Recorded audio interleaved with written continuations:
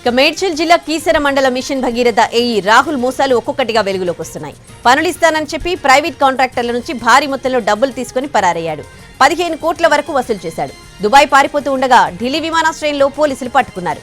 ఒక్కొక్కరుగా బయటకు వస్తున్నారు రాహుల్ బాధితులు. న్యాయం చేయాలని కీసర పోలీసులను ఆశ్రయిస్తున్నారు కాంట్రాక్టర్లు. రాహుల్ భార్య ఎలక్ట్రికల్ డిపార్ట్మెంట్లో ఏఈ, తల్లిదండ్రులు ప్రభుత్వ ఉద్యోగులు. అయితే ఏఈ రాహుల్ బాధితులు ఇంకా ఉన్నారని తెలుస్తోంది.